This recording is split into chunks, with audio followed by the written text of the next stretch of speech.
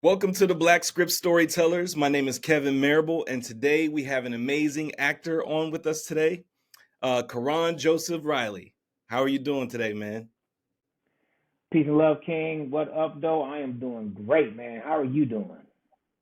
Man, can't complain, can't complain. Taking it one day at a time and just, trying to live, man, trying to do my thing. Are you doing more than trying, bro? You're doing great. I want to say I'm proud of your show. I'm proud of you. You're doing what you're doing is amazing and it's excellent and it's necessary for our culture, and B, just the film world itself and just to give our perspective in a different light. So thank you. And again, I'm proud of you, black man. Yeah, thank you, man. I appreciate that.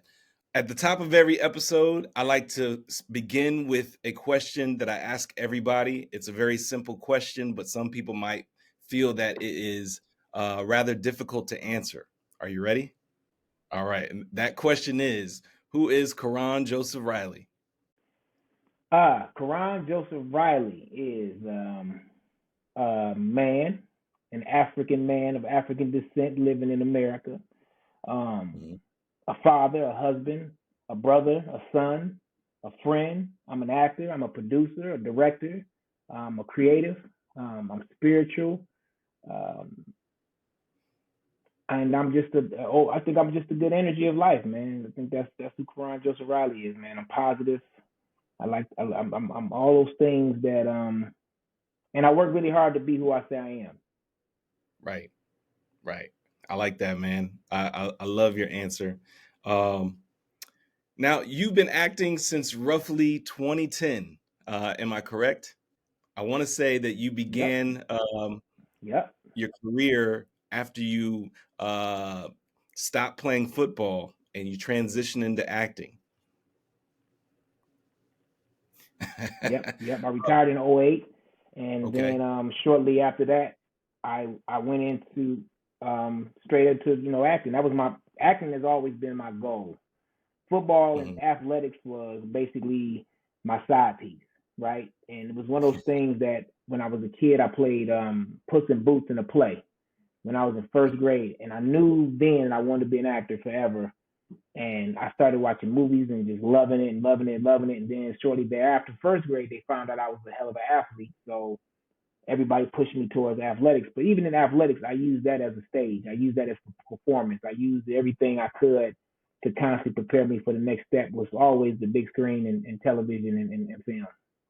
And what's interesting about that is almost every male actor that I've spoken to thus far has early on they began in athletics, predominantly football, and then they transition into acting. So I find that the correlation there is amazing. That this is something that you all have in common, or that a lot of you have in common.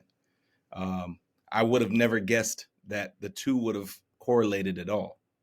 Well, I'll say this, to kind of clear answer that. No, not even a question; it's more of just a discussion at the point. But I tell my son now that he's a basketball player. I was a basketball player first. Like that's my first love, my first sport. I didn't even like football. I just was really good at it. So, and I told Yeah. everybody I was gonna go to the pros in sports. So I had to kind of live up to what I was talking. I talk a lot of shit. I tell people everything I'm gonna do and then I go do it. Like I'm like this. I'm not like Muhammad Ali. I'm gonna talk my shit, then I'm gonna knock you out in the round. I say I'm gonna knock you out in. But Right. I say the connection. I think for athletics and just being an artist is the fact that athleticism is art to me. You know what I'm saying? When Hmm. you watch the NBA and you watch basketball, football, what you're seeing is men moving in such a beautiful way.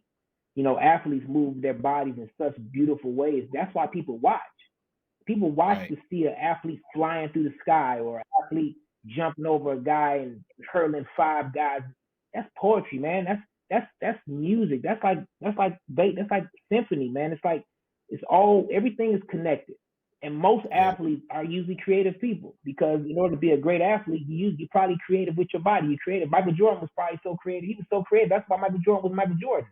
He took his Yeah. fundamentals and he used his creativity in such a way that's why we still talking to this day. He's the GOAT. You know what I'm saying? Like LeBron. So you see LeBron and him. They're just two different painters with different brushes, and Right. it's all subjective. You might say LeBron's the GOAT. I might say Michael Jordan's the GOAT. Somebody might say Karon can act. Somebody might say Karon can't act. It's all Right. subjective. You see what I'm saying? So it's all art. It's all art. So I understood that at an early age, and that's why I was like, okay, growing up in Detroit, Michigan, it wasn't a lot. My parents were both educators, so it wasn't like I wasn't into educating arts and all that. So I was nurtured in all of that as well, as long as as well as the sports. But you growing up in the inner city, man. The inner city sports is your kind of your escape to stay off the streets, to stay out of Right. trouble. It wasn't a whole lot of programs going around that I could go do performing arts in Detroit at that time, right? Mm. So I just took what stage was available to me and what my natural gifts at that time was allowing me to do. So I did it, and I totally believe in God gives us all gifts, and it's our responsibility to use them up till we, what I'm saying, it's part of why we're here is to use those gifts, what I'm saying, to serve our purpose. So I just took it as that, man. I was like, I'm gonna play these sports until I can't play no more, and then I'll transition to acting like it's nothing. And even the belief in my plan was I was still playing in the NFL, taking acting classes in the off season. Right. And so now You I'm know what I'm glad saying? that So I was prepared. I was ready. So yeah. No, I'm yeah, glad go that you ahead. said that. I'm sorry. I'm glad that you said that because my next question was, did you actually go to acting school or did you take acting classes? Didn't go to Juilliard or any of those schools that a lot of the Viola and Denzel, those type of actors went to. But I did perform in front of hundreds of thousands and millions of people Mm. on major stages in the world. So my schooling for my initial base in the arts was different than theirs. But as I was playing, I went and got formal training through a multitude of acting coaches. Now I trained under Tasha Smith, Bobby Shaw, Terry J. Vaughn, um, um, Sarah Monell, Clayton Landry. I've had 6 or 7 acting coaches still, and I still have an active coach now. Sarah Monell is my active present day coach right now. If I Right. get something that I feel is out of my range right now, I'll go. Hey, I need some sessions, Sarah. I need you to help me with this. So I'm constantly training, and I'm constantly training even when I'm not in class. When I'm watching movies now, I'm training as an actor, like I trained as a football player watching film. I don't watch Right. TV frivolously. I don't watch Right. movies frivolously. Like I don't watch movies and TV like you do. You know what I'm Mm. saying? Like I don't watch You're like studying. if I ever turn my eyes to a football game, I don't look at the game the same way a fan looks at the game. You see Mm. what I'm saying? I see it totally different. Like the curtain Right. has been pulled back for me, so I'm able to take what I'm watching and actually can put that into my craft. Like the mind does not know the difference between an actual physical rep and a mental rep. So I'll Mm. watch a movie and I'll see a scene with Denzel. I'll put myself on the opposite side of that scene and rewind it and do it over just in my head with him. Right. So Right. in my mind, I've already worked with Denzel. You know what I'm saying? Because that's how I train. Yeah, it's like studying the tape, like just like we were just talking about football and sports. You go and you study the tape and you learn, you pick up things along the way as you're studying.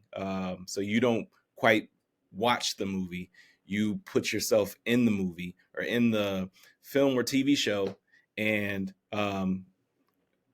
watch for what it is that they do, their subtle cues, and how they choose to respond, um, on screen, and you're studying that and you're taking that in, so that way the next time you are in front of the camera, you can actually put that to practice.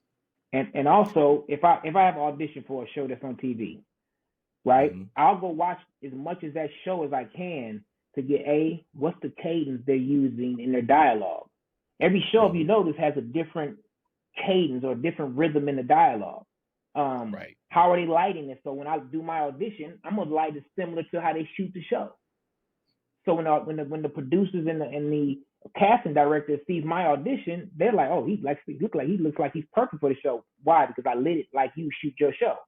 You know what I'm saying? Hmm. I try to do as much as close to what I'm auditioning for in my cadence, in my delivery of how I deliver the lines, the pacing of it, because certain things have different pacing. You know what I'm saying? If you watch a comedy show is gonna pop. It's gonna go back and forth, back and forth. You watch something Right. procedural, a lot of words, right? A lot of back and forth. You watch a Law and Order. Law and Order don't sound like Martin. You know what I'm saying? You Right. can't go and audition for Martin like you would do Law and Order. So you have to be able to track the nuances and study the film and understand it from that standpoint as well. Yeah. And understand the rhythm, know the rhythm, and become the rhythm. Um, so Yep. okay. So you starred in many films and TV shows. I'm going to mention some of the more notable ones: Saints and Sinners, The Forgettable Life of Liam White, which is a Harold Jackson film. I'm cool with Harold Jackson, man. He's an awesome director. He pumps out content like crazy. Um, the Holiday Stocking, Praise This, Wicked City, which was recent. And currently you are on the Black Hamptons, which is quite an impressive list to date. You have a slew of other projects that you've been on, but those are, in my head, the more notable ones that I feel are important to mention here. Um, how would you say that your career has been going thus far?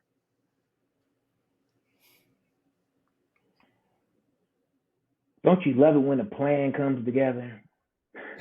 No, it's seriously, it's tracking. It's tracking for me. I think it's tracking in a way that um the way I drew it up, man. I see everything before it happens. You know what I'm saying? Like you saw this show you're doing and then you made it happen. Right. The difference between me and anybody else in the world, if I see the vision of what I can see, I truly believe it's mine. And what then Right. I decide if I want it or do I want to let it go to somebody else? Because Mm-hmm. every vision that I have is floating around. I'm connected to the same universal knowledge you connected to. The universal God, the universal knowledge is all accessible to all of us. I just overstand the fact that I can pull stuff out of it at will. So whatever I Yeah. pull out of the universal consciousness and knowledge, if I see the vision for me, I go for it, bro. And I just wait. And it's just about time, man. I've never been one of those guys who worried about the future as opposed to I've seen it already. Now I just got to work in the present to get there. You know what I'm saying? So that's all I've been doing, man. That's the whole thing behind my keep pedaling mantra, man. It's like I'm gonna get to where I'm getting because I'm never gonna stop pedaling. I'm never gonna Right. stop. I might go faster at times, I might go slower at times, but I'm never gonna stop. So Mm. eventually, I will be one of the biggest stars in the world. Yeah. It's just how it's gonna go. I've seen it. So now it's just a matter of time. It's a vehicle. It's something that's in my future that's coming. My Mm. job is to be prepared, to be ready, and execute when it's upon me. Do you feel like there are some weaknesses that you might have that might be blocking you from getting to the next level, to where you're at in your career? I'm sure you're happy and you're satisfied, but I know your long-term goal is to get to here. Um, Mm-hmm. with it, with being vulnerable with yourself and understanding yourself, I know with each of us, we know that we see a certain goal, and to achieve that goal, we have to do X, Y, and Z to get there. um, what do you think in your perspective it might be holding you back from getting from where you're at today to where you want to be? time, time, and money. Um, Okay.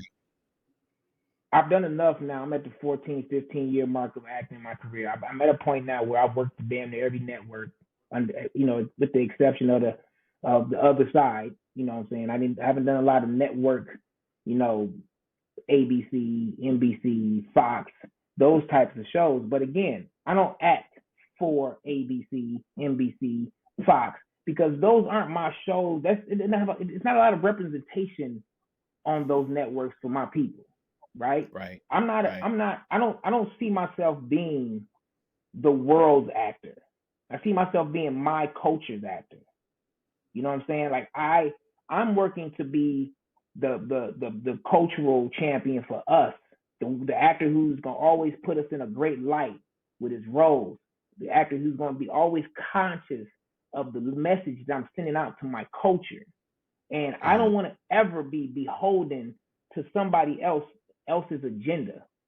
So the way I'm doing it, it's just a matter of time and money for me because I started producing my own stuff.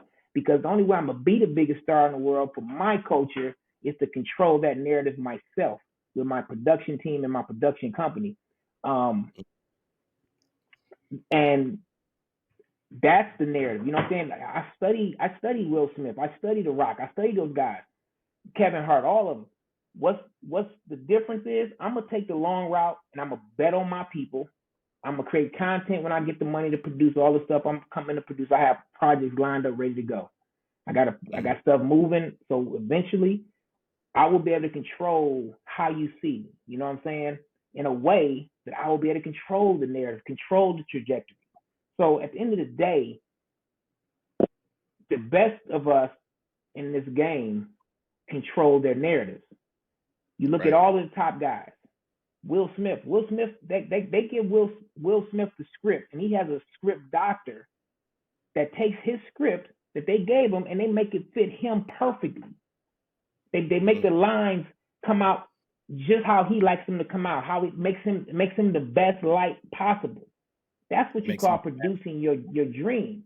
I don't understand actors who sit around and expect to be great and they're expecting somebody else to do that for them. I don't want nobody to do nothing for me because if they do it for me, I owe them something. And I definitely don't want the other side on me. I don't want to owe the other side nothing. I don't want to be caught up in Cat Williams' storytelling no time soon. I don't want to be caught up in that energy of that world. You know what I'm saying? Because again, that world is a lot of cloudiness going on in that situation. And me personally, bro, as I work, my purpose is to serve people that look like me and you. Yes. I don't need the world to love Karon Joseph Riley. I just need the 6 billion Africans on the planet in some shape, fashion, or form to say, man, I get it. You know what I'm saying? That's what I'm looking for, man. I'm gonna be a different kind of star. It's gonna be different. I'm gonna be like Muhammad Ali acting. Hey man, hey, speaking into existence. Speak it into existence. Yeah, for sure. Man, my name means the holder of prophecy. Oh, okay. That's dope, man. I didn't even know that. I've been speaking my future. I've been speaking my future my whole life, bro. I told people at 8, when I was in 9th grade in high school, when I was in 6th grade actually, after I finished my work, I would just start practicing my autograph. And people like, what are you doing? I said, dude, people gonna want my autograph one day. You see what I'm saying? Like, so I'm very, very sure of the visions. I don't question them. And I tell people all the time. I tell everybody, you don't ever question your vision. Yeah. If it came to you and it scared your ass, that's what God sent you. Literally, I guarantee before you launched this podcast, you was shitting bricks. You was concerned about if they're gonna like it, if it's gonna work, all the things. Can I do it? Will I be able to sustain it? All those questions usually derail people. You know why that didn't derail you? Because you said, fuck it, I'm gonna go. And you went. Yep. So kudos to you, and always trust your vision. Yeah, no, absolutely. You hit the nail right on the head because I didn't know what I was doing. I didn't know what I was doing with any of this, with the Black script and everything that what my mission is and everything that I'm doing moving forward. And the podcast is a part of it. And that's more so to expose and shed light on a lot of the talent and people who are within the industry who we otherwise wouldn't know exist in the industry because no spotlight is given to them. So that's a part of the reason why I do what I do is to provide that spotlight. But early on, and it's still very early in this process for me, but early on, I wrestled with the fact of deciding whether I should show my face, not show my face, and actually become the face of what the Black script is. And ultimately, I moved past the fear and said, let me go ahead and do this. This will allow for our community to be able to trust what it is that I'm trying to do and to understand what it is that I'm trying to do. And they can actually put a face to the process and the service that's behind it. and actually see what it is. But I tend to take myself out of it and focus more so on what the mission is, and put that more so in the forefront. So yeah, that's what the main goal is, for the Black Script. But I like your mindset and the way that you think of things, think about things, and what your perspective is, on moving forward, uh, tackling and facing your fears, and being sure in yourself as to what it is that you want to accomplish. So yeah, I commend you for Yeah, that for sure. absolutely. Yeah. Um. Appreciate that, bro. Appreciate that. Yeah, for sure, for sure. What is something that you have learned and adopted as a part of your tool bag, through your ascension in this business? Let me see. I'll say this. Every time I work, I learn something. Um, Hmm. every time I work with super talented actors, Vanessa Bell Callaways, Lamont Ruckers, um, Clifton Powell, uh, my wife Terry J. Vaughn, um, I learn something every time. You know what I'm saying? I learn something about the craft. I learn something about their method that may help me or may not help me. Victoria Rael, that I did all the Christmas movies with years ago. I learned so Hmm. much from her just watching her work and her craft and how she came into a scene and some of the things she did. Like I learned constantly, right? Hmm. So I think overall, I think what I've learned as my ascension goes, I've learned to always be present, right there where you are, right? Right. And trust the previous work that you've done, and you're standing here on purpose. So now let everything else go and be who you are called to be now. Whatever that role is, whatever you've done your homework, you've done your studying, you've done all of those things, and now the biggest thing about I think seasoned actors versus young actors versus just me without now being a seasoned actor versus when I first started. I didn't have the ability to take all of the rehearsal and practice, just kind of throw it away like I do now. Hmm. I used to press more now than when I was younger. I wasn't as sure of myself as an actor about what my strengths are, what my weaknesses are as an actor. Um, I learned early in my career, don't take roles that you ain't never lived that experience. You know what I'm saying? Hmm. I'm not about to come here and give you something from my imagination. Yeah. That doesn't exist for you. I could in my imagination it works, but for our craft it doesn't translate. I need to come with truth. What is a truth for me? You know what I'm saying? If I can't find truth in these lines that connect to me, then I'm doing this script and I'm doing the project, I'm doing everybody involved a disservice. So I think I've learned to just really to play in my strengths, and that's part of me producing as well now. Like I'm gonna get to the point where I won't be working for nobody else but my own production company and my own production team. So I'll be able to pick what role I want to do, what season of life and the manhood I'm in. Does it match up to how I want to even shoot at that time? So to me, what I've learned overall, stay open and control your own narrative and work within your strengths. It's like sports. If I know I'm a jump shooter, I'm gonna shoot jump shots, right? Right. If I ain't a jump shooter, Right. I ain't shooting no jump shots. So for me, um, I have range. I do believe I can go from comedy, drama, in between. I can do all of it. I can do stage, I can do film, I can do television. And I worked Yeah. really hard in my career to be able to do all three of them and work through all the genres.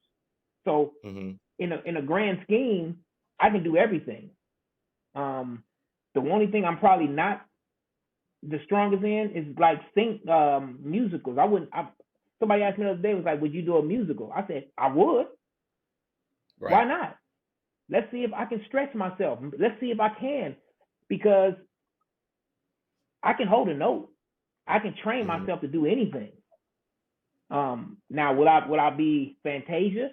Hell no. Will I be Taraji and the great job they just did in The Color Purple? Hell Right. no. but I'm gonna be a dope ass version of Karon Joseph Riley, and it's Yes, gonna work because whatever I get to, I'm gonna believe it. Then you'll believe it.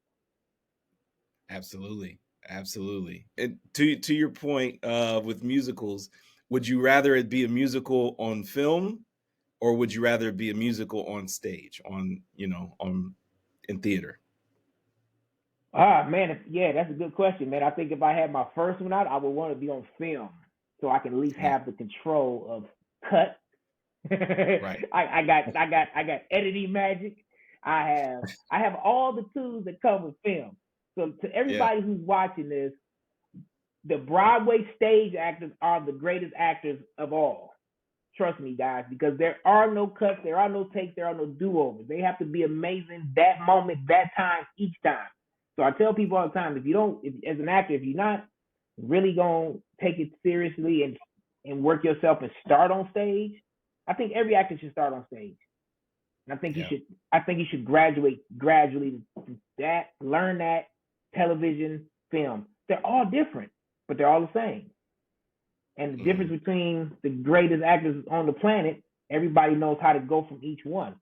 And some of the greatest film actors have never done stage to a degree. You know what I'm saying? Like some of the greatest film actors have never done it. So I can't. But the greatest film actors in my book: Denzel, Viola, Sam Jackson. Um, There's a lot, man. There's shoot, a lot of that's the list for me. right. But I don't Yeah, know. For me. That's the list. that's I the don't know. Did Rushmore. Al That's the Pacino Mount ever do Rushmore right there. stage? I'm pretty sure Al Pacino did stage. I'm pretty sure Al. I know De Niro did stage. Yeah, De Niro. Absolutely. Yeah, De Niro did stage. I'm not sure about Pacino. I'm not sure But of yeah, Al. yeah, But you know what though, bro? Al Pacino, 80-something years old, man. It's a lot of work out there that we don't even know happened. Like when we yes, saw Al Pacino in Scarface, bro, he had been at that shit probably already 20 years that nobody even knows about. And that's yeah, another thing about acting. When you finally hit people's consciousness, there's so much work that you didn't put in because it takes time to yeah. cover that much ground. Right. It takes work. It takes consistent projects, consistent excellence to get there. And I tell people all Yeah. like this all the time too. There is no real secret formula to this thing other than consistency, hard work, dedication, and belief. If you Mhm. can stay with those four things, you're gonna make it to where you want to get to, depending on whatever you want to do. Only problem with most people is their goals are too low for themselves, or they just don't. Mhm. To me personally, I mean, I got high lofty goals. I've already played in the clouds. I would do myself a disservice to not to aim higher. Right. Only thing that even tickles my interest is to be the biggest thing in the world with this thing for my people. Like I've already done things for the other side. I played in the NFL. I helped that machine. I helped the Yeah. University of Minnesota's machine. I helped the NCAA's machine. Now it's time to help my people's machine, my culture.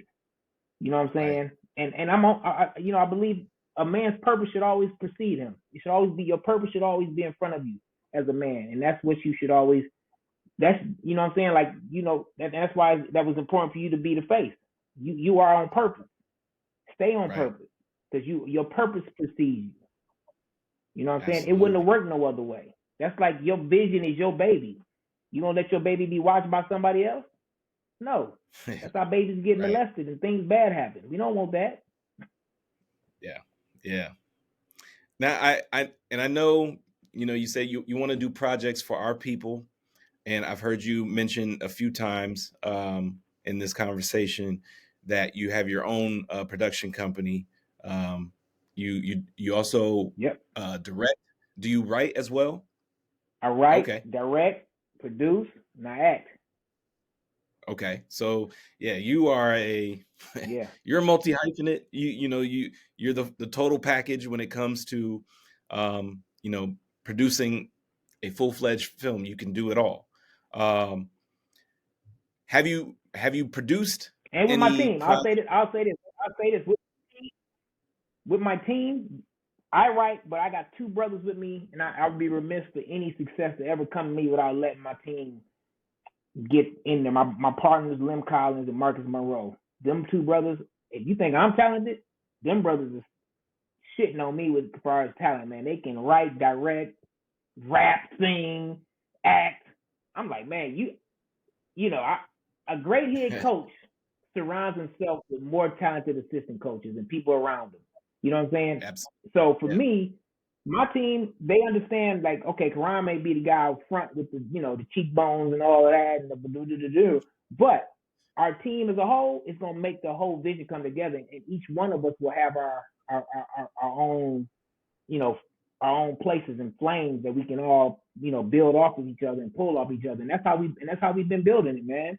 There's no egos in our crew. You know what I'm saying? I didn't want to get you off track, so we'll get back to it. It was just I couldn't let nobody no more minutes go by without my team being known. No. You got, you giving credit where credit's due, and you're also shining light Yeah. on your team, and the folks that help you put it together. And like you said, you wouldn't be in the position that you're in without having that team and having that team in place that are backing you, and helping you, put together these projects. But my question was going to be, have you already produced something in that regard? Or are you working on projects Mm-hmm. um, that are your own, from your own production Um. company?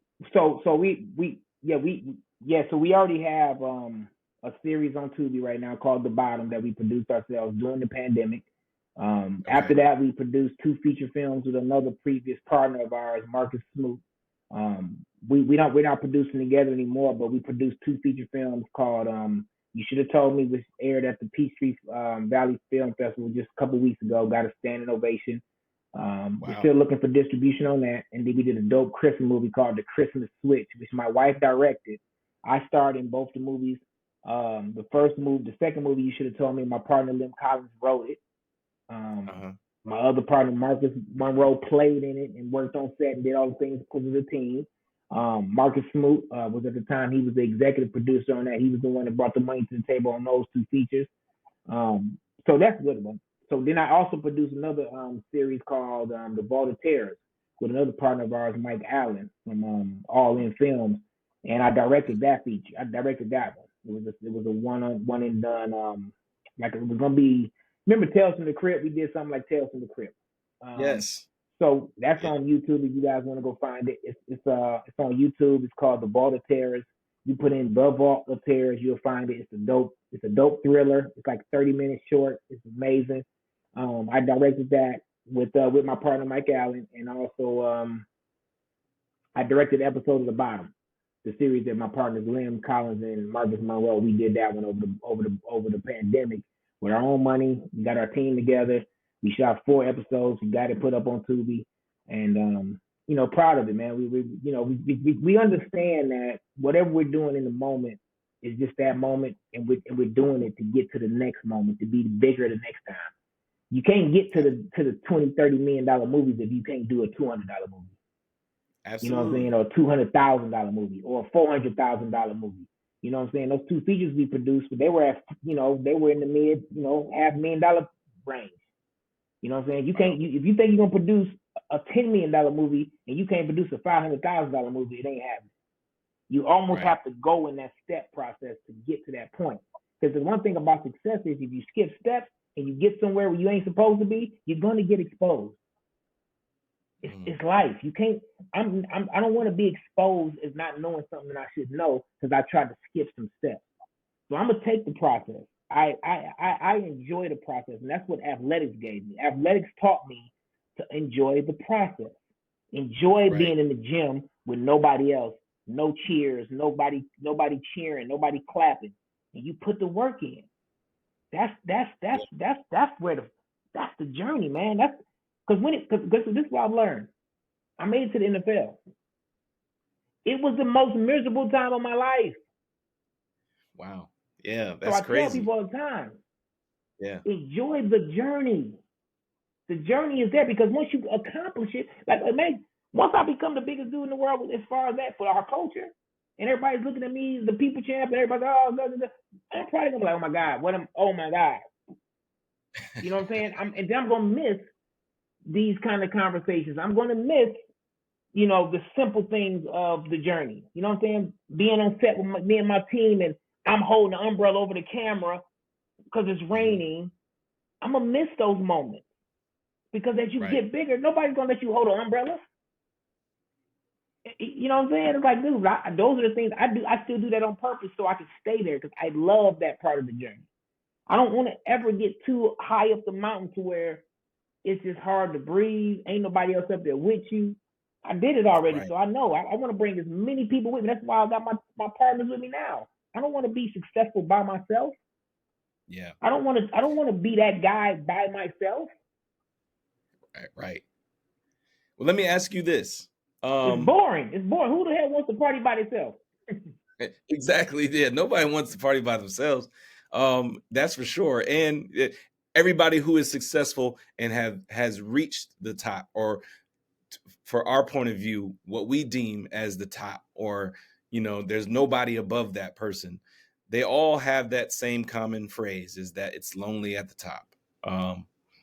And so, yeah, you do want to have some level of normalcy, and still feel human, and be able to do the things that you want to do and love to do, without having to, you know, miss it or not be able to because you're just too famous. You At that point, you basically imprison yourself in your own fame. Um, but Right, and that's another reason why I don't want to. I don't want to be part of that machine. I want to be. I want my people to mess with me. You know what I'm saying? yeah, I want every time somebody say Karan got a new movie coming out. I just need 10, 15, 20 million of us to say, yo, I'm pulling up. You know what I'm saying? If yeah, every black person in America, if I got every black person in America who loves my movies at one point, I'm cool.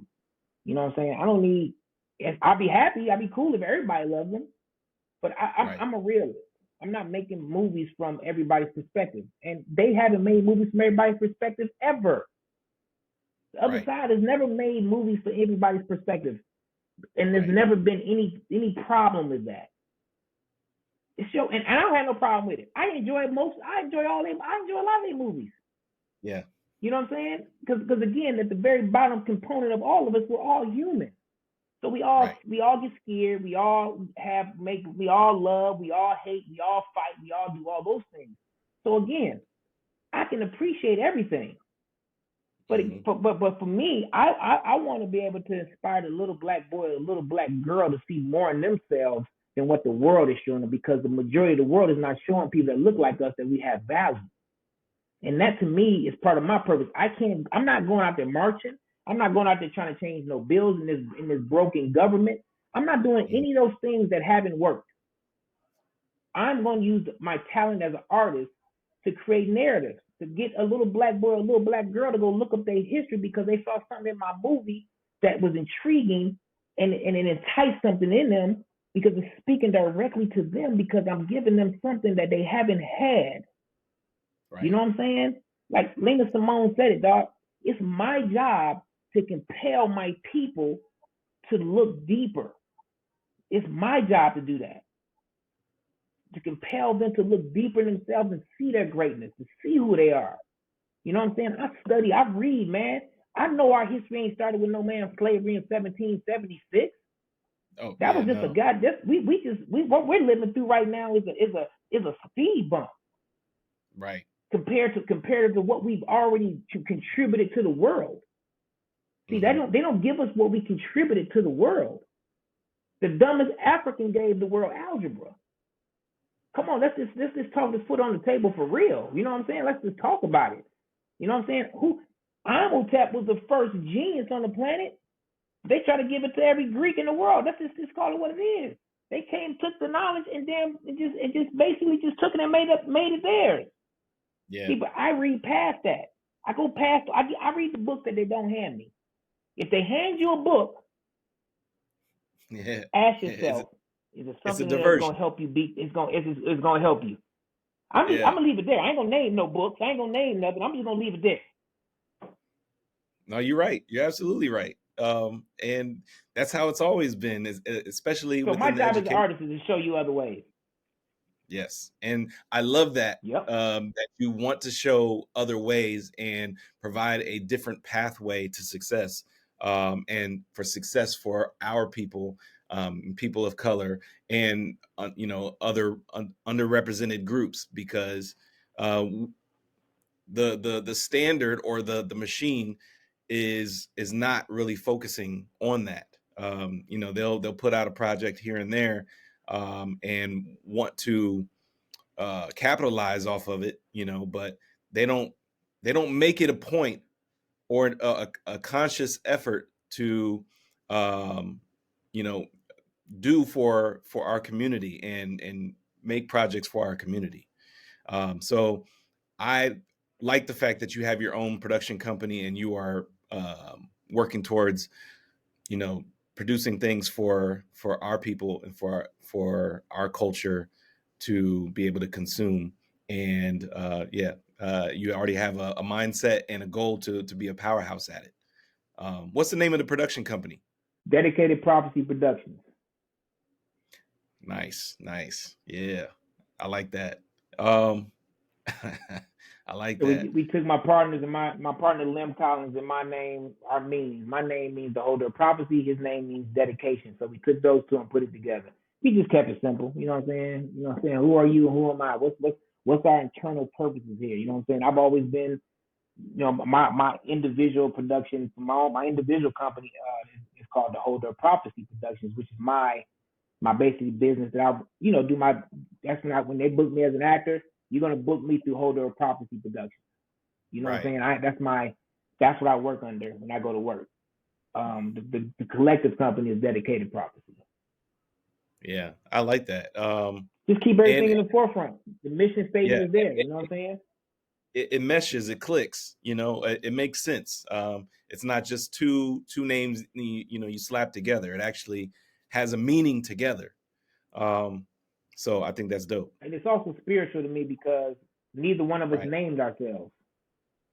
You know Right. what I'm saying? And you know what I'm saying? So I feel like, sometimes when you go deeper, it's precedent. You know what I'm saying? Like we met the way we met was precedent. And I always say that. It's like, yo, man, we just gotta stay in the spiritual ranks of this, man, and stay in the flow, man. Let's stay in this good flow that we in and just stay there. You know what I'm saying? No egos, pure love and pure creativity is what we operate on, man. Like, one of our mission statements that we have is always is we don't chase, we absorb. You know what I'm saying? We just take it all and we bring it. That's what we do. We don't chase people, we chase our purpose. For your production company, would you ever consider doing outside projects? Like, say, if there was other outside writers, and it was a story that you came across, and you liked it and wanted to adapt it, would that be something that your production company would be open to? Absolutely. Absolutely, man. We consider ourselves a full service production company. We're able to take it from A to Z, from script to screen. If it comes from outside of our camp, we definitely will do it. It just got to resonate with us. It's got to make sense somewhere. Right. We also understand we got to eat. You know what I'm saying? If somebody came to us and say that we got 200,000, can y'all help put this together for us? Yes, let's figure it out. We could do it. You know what I'm saying? Yeah. So to say all that to say, we definitely are open to take anybody else's work again.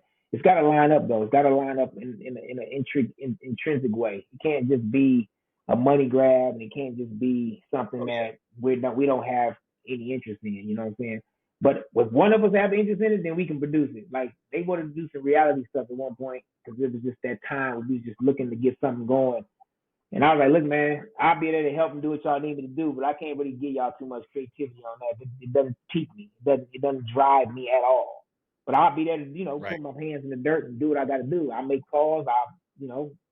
Pick a light up, do whatever I got to do. You know what I'm saying? But I don't have like y'all ain't gonna get a lot of me out of that one, other than just body and just body. You know what I'm saying? My spirit ain't got nothing to do with no damn reality. Yeah, no, I know what you mean. There's a lot of people who feel the same way. Um, you know, unless there's a new angle in reality that maybe you can come up with that hasn't been done yet, and you guys can kind of corner that market, maybe. But Well, yeah, the reason why, there's definitely a lane for it to do that, something different. yeah, the reason why I was asking that question was because that's part of what I'm trying to do with the Black Script is, we have outside um, screenwriters. They'll submit their scripts, and we have script readers who will, review it. And at this point in time, they give comprehensive feedback if they request feedback. But I'm actually leaning more towards having my script consultants be able to revise or get the script to a point of where it's ready for production. And so basically, the Black Script will essentially be a pipeline. You submit your stuff.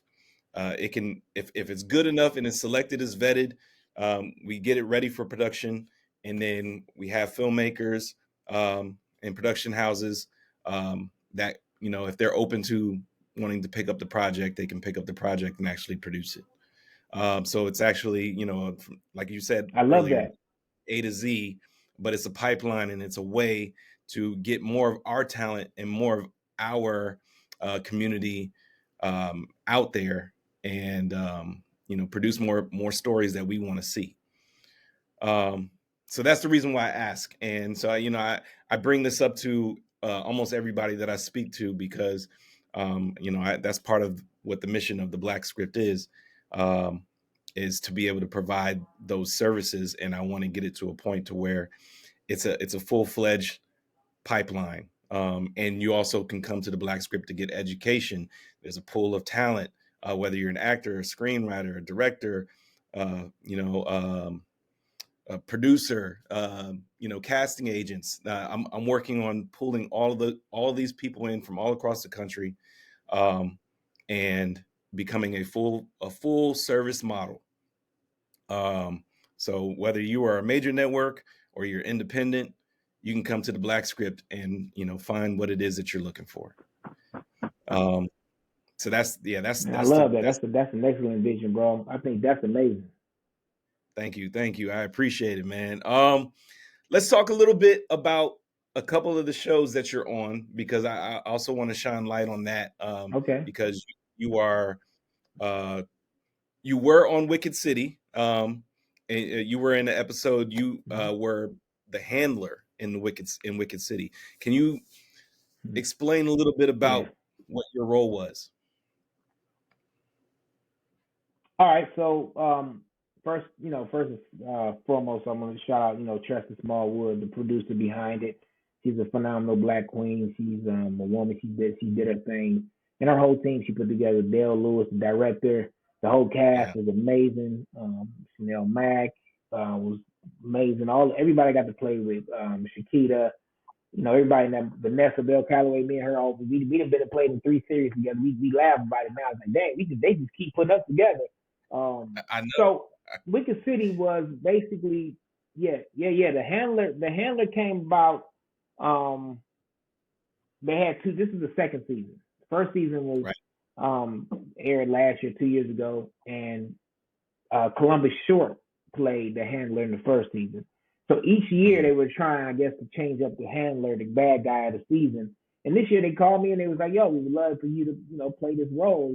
And I went back and had to do the homework and study it, and I saw it was Columbus. That's my boy. I love Columbus. Um, Yeah. hell of a talent, Columbus Short. He's a hell of a talent, man. That's when I get this money, man. I'm about to we about to do some more stuff. But Oh, so they called yeah, me that and is. the Wicked City came about, and it was a great role, man. It was different for me. It was different. I got to do some. I got to play a warlock. You know what I'm saying? A form, and this is why it resonated with me as well. He was a former slave that um, learned his magic. And I Mhm. study African spirituality. So I understand that magic, what they've deemed to be bad, is how we operate as people. That's the thing that we got to get back to what we do as our people. We got to stop moving how they've trained us to move and get back to our power. Our power is our ancestors. Our power is those Orishas and gods that come that help the Most High. You know what I'm saying? These are things that they've taken from us and turned them into X-Men and different things. But let's be clear: this is all African spirituality that we learned thousands of years before Christianity. So this is Right. why it resonated with me, because the writers did their homework and they really went deep into this, it's a lot deeper than people even probably comprehend what they're watching over the city. But it was fun, the special effects, all the things they did, and they stepped the production up so much better from season one. It was an honor for me to be a part of it, bro. Like it was an honor, and I really wanted hope that I worked my butt off enough that maybe I could be brought back to life for the next season. Yeah, you never know, and that's possible. At this point, you really never know. But after, okay, so after you did the handler on Wicked City, you are now part of the Black Hamptons, and you basically are you play the son to Vanessa Bell Calloway. Um, can you talk a little Mm-hmm. bit about Black Hamptons and what that show is about, and then what your character is about? Man, it's another one of those shows, man. Trey Haley and N.D. Brown and Carl Weber, a phenomenal group of black people doing some amazing things, man. And the storyline is black people with a lot of damn money, with legacy, talking about family legacy and talking about keeping stuff ours and fighting for that. You know what I'm saying? We're not fighting over the blocks for drugs and all the things that they want to keep proliferating out for us. Again, I'm not knocking any of that because unfortunately the powers and the BMFs and all that it's a part of our history, it's a part of our story, right? Yeah, Just like all the crazy stuff the other side has part of their story. You know what I'm saying? They yeah, got crazy stuff part of their story. So you got, but I want to make sure we give it the balance. You know what I'm saying? The Black Hamptons is the balance. It's the other side of the power coin or the BMF coin. Yeah, we got money, right. but we ain't got it from having to kill nobody. We ain't got it from having to run no drugs. We are here because we own a black bank in Sag Harbor, which is it's a true place in the world, a historical area in the Hamptons that only black people live. It's a small Mhm. little enclave in the Hamptons that black people run and control. So I think when I got that history of everything that was going on, I was like, yeah, this is right up my alley. You know what I'm saying? And the production team, Trey and those guys, I trust those guys. I love them. And again, it was in alignment with who I am, and that's also what I'm finding, man. As long as I'm staying in alignment with me, the roles that come to me are in alignment. Like people Mhm. already know not to call me with no foolishness. You can't call me Yeah, with no you crying you about to get dressed up in a dress and no craziness like that. Like even on the Black Hamptons, my character is has he has a side piece lover that's not a woman, right? yeah, So for me, it was very important that there will be nothing visual seen in the ranks of me in relation with a man yeah, because I have a son, I have a daughter. You know what I'm saying? Like, right. and I explained this to the team or the writers and everybody. I just said, look, man, if this is if the gay storyline or the bisexual storyline is A or B, and if you want physical contact or anything outside those realms of us just having a conversation, then Yeah, I'm not your actor. You know what I'm yeah, saying? And what I appreciate about Trey and Carl and ND is they respected that about me, and they understood that if we want Karan, we got this character is gonna be this way because Karan mhm, is not gonna do anything outside of that box, and that's just not who I am. If you want to do some touch, there's a lot of gay actors, and there's nothing wrong mhm, with it. That right, that would gladly have go and play and do what they got to do. You know what I'm saying? As an actor, I should be able to say any words to anybody and make and right, make and make them be true. You know what I'm right. saying? That's the craft. You know what I'm saying? So that's the challenge for me. You know what I'm saying? That's my craft. Mhm. It's easy. It's the cheat sheet is making, touching and doing and showing stuff. And a picture is worth 1,000 words. I don't ever want to ever have a picture frozen somewhere with that me on camera in no shape, fashion, or form for history. Because I always imagine in 1,000 years somebody might find it. Yeah, In 1,000 years somebody might be looking at it. In 1,000 years, a new iteration of me might be looking at this. right. A new version of me. I might decide to come back again. I don't know what I'm gonna do when I leave here this time. I don't know. I keep choosing Yeah, to come back. Obviously, I'm here. Right. And with each time you get more wiser, and that's how you know what you're doing now. And that's how you get to enlightenment, and that's how you really can get back home. Yeah. You ain't gonna get home. Yeah. You ain't gonna get home in your first trip. You ain't got the knowledge. Right. You got to go through thousands of experiences before you get there. That's the Um whole point of us coming down here experiencing this thing. yeah. It's all learning, man. It's all learning, accepting, Yep. learning to be All patient. learning and serve. All learning and serving, inspiring, and trying to just give it back. Just a circle. Got to be a circle. Absolutely. Absolutely. And yeah. Yeah, sometimes I wonder, are the ones who are more successful, have they been here multiple times, and that's why they're successful. They know how to navigate now, um opposed to some of the ones I who may absolutely, not. I absolutely believe that too, bro. Yeah. No, I absolutely I believe that. Look at the brightest lights that we've lost early, like Tupac, Aaliyah. You know what I'm saying? Some of those souls, they were like, they had accomplished the last piece they needed to accomplish in this life. They needed like, yo, we just either transition to the next realm that we still have yet to see, or it is what it is. I always look at it that way. Yeah. Yeah. It's interesting, man. It's very interesting. um Yeah.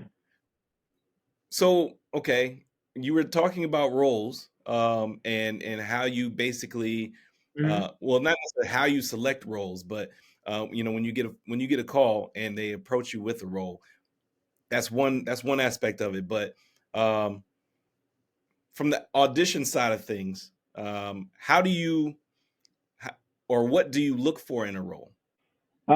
I think I look for that intrinsic connection to any life experience I've already lived. Right? I need Okay. to, I need to find some connection to this story and this character that I can actually pull from, and then I can get in there and play and create. But I gotta have it has to be on some foundation of truth for me, first and foremost. Like again, I can't play something I've never been. Right. You know what I'm saying? Not truthfully. You know what I'm saying? Not truthfully. Even if I played a unicorn, I'm gonna play that from a position of what I've lived. Right, of what you know. The unicorn is just the out thing. What I look like. Right. But the unicorn spirit is gonna still come from what I've experienced. So it's just got to connect to me intrinsically that way. You know what I'm saying? And so that lets me know I'm gonna do the best. I'm gonna do a great job with it. You know. Hmm. Absolutely. So I don't want. let I me don't want to ask be on. I don't want to be on. I don't want to have to be on set making up shit.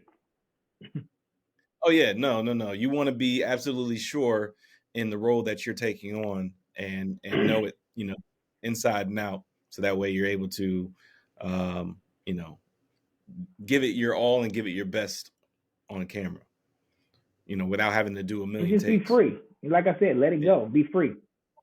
Exactly. yeah. Just be free and let it go and be truthful, man. Truth. Being truthful is the key. So what's next for you? What does Karan have coming up next that you can speak on? Man, right now the Black Hamptons is still airing. So if you guys haven't caught an episode of that yet, you can catch up. It's on every Thursday at BET Plus. Go back and catch Wicked City. It's still going as well. On All Black. It's finished the season, but you can always go back. Um, Finish my book over this strike time, so I'll be getting that out soon. Hopefully by the spring I should have it done. Um, just working on. I've got some stuff working with the production company, and I've been doing these Uncle Clovell skits, and just being creative, man. I got so many creative things I got planned. I'm doing. I'm gonna just keep being, man. I'm gonna just keep pedaling. I'm gonna keep on pace to what I've been seeing, man. And eventually everybody else gonna see it. Right. Yeah. And so finally, the last thing that I allow my guests to do is give a final word, whether that's a piece of advice, words of encouragement, or a quote that they'd like to live by. Um, any of those three, do you have a final word for us? Yes. It's basically what we've been talking about. Hmm. Um, everybody in the world, if you listen to my sound of my voice, see the vision in yourself and believe in it. Believe in it with every fiber of your body. Go after it as if it was your last breath, and keep pedaling until you find your way looking dead at it right in front of your face. That's just the way, man. It's no secret. Like the Mandalorian says, this is the way. Yeah, this is the way, man. I love it. Karon Joseph Riley, thank you so much for being on the show. I truly appreciate your knowledge, your time, your expertise, um, and everything that we spoke about tonight has been it's been truly an honor. And thank you for allowing me to be able to have this conversation with you. Not everybody says yes, not everybody answers, and you were open and willing right away. So I truly, truly appreciate that. And whatever I can do to help, promote you further, you know, the projects that you have, coming down the pipe. If there's anything that I can do to help, I will. And yeah, Karon Joseph Riley, everybody. That goes both ways. I'll always answer you. I'll always be here for you to be on, do whatever you need me to do. And let's reconnect offline. Make sure we stay Oh yeah, connected, and let's help each yeah. other the best way we can with each other's visions, man. So with the company you're doing, I love what you're doing. Let's keep building, man. You know what I'm saying? Let's do it, man. You know what I'm saying? I'm here. Absolutely. But I am who I Thank say I am. You got a friend. and You got thank a friend and supporter for life.